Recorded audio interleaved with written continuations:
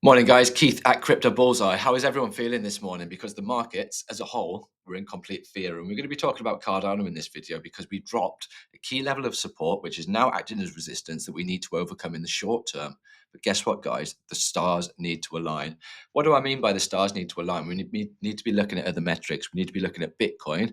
We need to be looking at the dominance. We need to be looking at the dollar. And we need to know the strength of each of those to understand exactly when the rotation of capital is going to come from off risk into on risk. That's what we're waiting for. So is the Cardano bull run finished? What is my honest thoughts? And what do I expect to happen next? Okay, we are going to get into Cardano, but before we do that, I want to do an in-depth discussion about where I think we are in the markets, why the markets are driven by sentiment, what happened yesterday, and how we could get a bounce from where current price action is now. Why is Mr. Trump pushing the markets down? We're going to be talking about all of this. So the markets are driven by fear and greed. You can see we're in fear. When we look at the crypto bubbles on the week, a bloodbath. It was a complete sea of red on the week, guys. Everybody's felt hard. A lot of people have capitulated. Anybody that's new to crypto that's lost 75, 60, whatever percent, guess what? They've sold, they've panic sold, and they'll probably buy back again at a high level. So there's a lot of fear in the market. We can tell there's a lot of fear in the market. That's driven by negative news. That's driven by, at the moment, tariffs. Now, I want to talk about tariffs. So, Mr. Trump, the crypto president. Everybody's hating Mr. Trump, the crypto president, at the moment because he's driving the markets down by using tariffs. Now, let me just tell you from a macro perspective the way that the world works, guys. Companies need to refinance their debt, governments need to refinance their debt. Specifically, governments need to refinance their debt, and to refinance their debt, their interest rates need to come down. For interest rates to come down, we need some things to happen as far as the macro is concerned. That means the economy needs to look weak. It needs to have a reason for the interest rates to come down. It needs to have a reason for the Fed to pivot. And these trade tariffs are a pretty clever idea to pull the market down, to pull the sentiment down, while getting manufacturing jobs promised into the United States. And that is his plan, guys. So you might think you hate Trump, guys. He's not even my president. I'm from the UK. People might be thinking they hate Trump. However, he's doing something, guys, behind the scenes that is actually positive for crypto. It's actually positive for the markets. And he wants strong markets, but he wants a strong United States. And he needs a weak dollar as much as everybody else. So he is sending a signal to the Fed. Fed's not controlled by Trump. He's sending a signal to the Fed, and he's saying, it is time for you to cut interest rates. We need to refinance our debt. The world needs to refinance their debt. They can't refinance their debt at these high levels. We need to reduce the interest rates. We need to stimulate the economy. When we stimulate the economy, that's new money going into the markets. That's how it works, guys, from a macro effect. We did get some positive news yesterday. Paul out the Discord group said that there's been a ceasefire deal agreed in negotiations. We know that a couple of things have happened since then. However, on the back of that, guys, we got, bam, it's driven by fear and greed. Once that had happened, there was less fear in the world. What happened? A pump in the markets. So does it mean it's over, guys? It definitely doesn't mean it's over, but it does mean that the stars are aligning. Everything is still lined up. We're not putting in lower lows as far as the macro is concerned on the higher time frame, whether it's total three, whether it's Bitcoin. So we are still in a bull market as far as Bitcoin's concerned. As far as the total three is concerned, that's collective altcoins outside of Bitcoin and Ethereum. So I'm not panicking, guys. Alt season hasn't happened, no matter what anybody tells you. Alt season hasn't happened. Is alt season cancelled? Probably not, because I know exactly what needs to happen for alt season to be cancelled. Let's have a look. What would need to happen for alt season to be cancelled? We go on the weekly. For alt season to be cancelled, Bitcoin dominance. Let's get this up. Bitcoin dominance would need to go all the way up here to 79%. Now, for 79% of Bitcoin dominance, think about this. 79, nearly 80%, that's, what's that, 4/5. 4/5 of the whole of the crypto market cap collectively being into Bitcoin. That's taken out Solana, that's taken out Ethereum, that's taken out AVAX, that's taken out XRP, that's taken out all of the altcoins collectively. Bitcoin dominance goes all the way up to 80%, guys. It is not going to happen. This is weak. This is weak. That is showing signs of weakness. We're overbought. We're overbought. Guys, if this was an actual coin, if this was a token and not actual the dominance of Bitcoin as far as market cap's concerned, this thing looks so bearish, so bearish.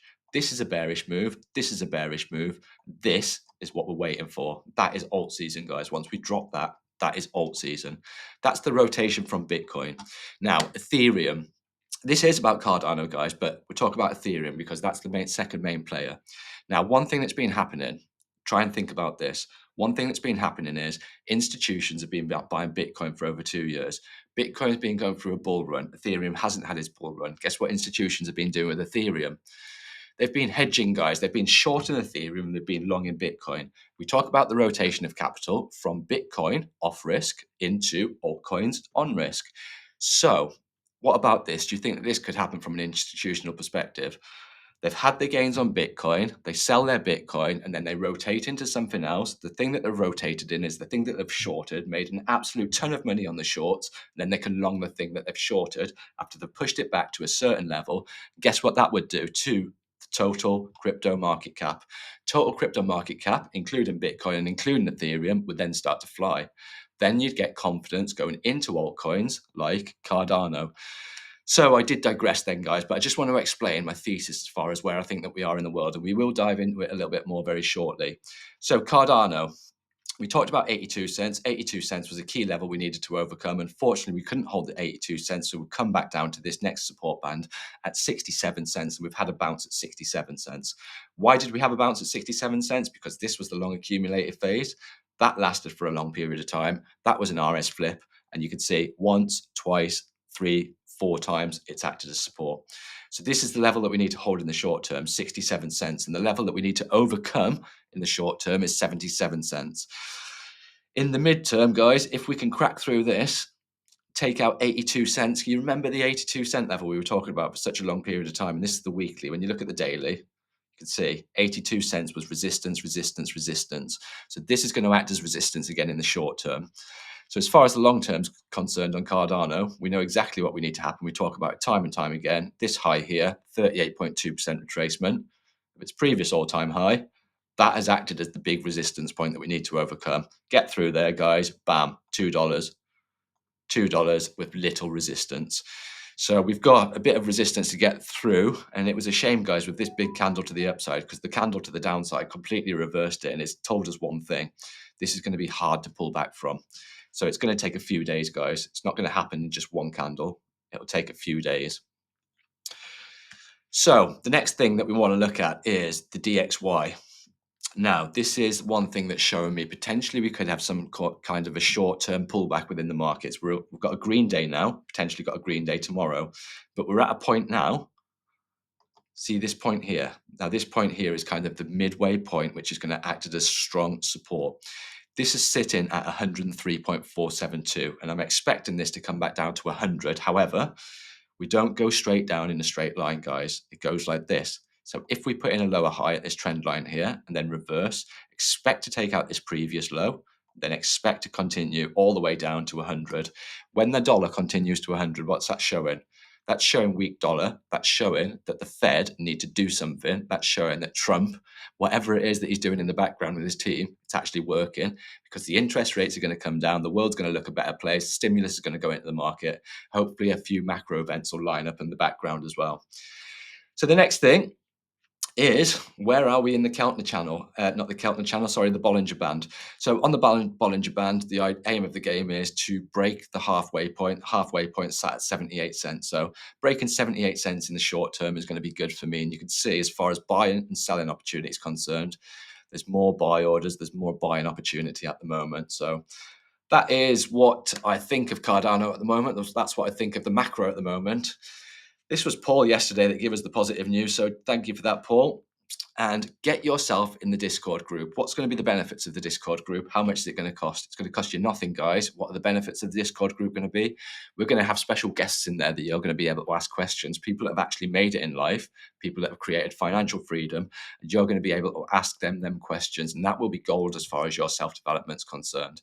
More importantly, guys, the Bullseye strategy. It's a 7-part series. It's got step-by-step rules. It's got an if, then syntax built into it. I'm going to be launching it on the Discord only, guys. So I'll be putting it on YouTube in a couple of months' time, but the Discord, they're going to get one a week now going forward from today. So if you are interested, get yourself in the Discord group and then just say, drop me video one of the strategy, and then you'll get that, guys. I'll send you a link. All right, that's it from me now. I will see you guys in the next one.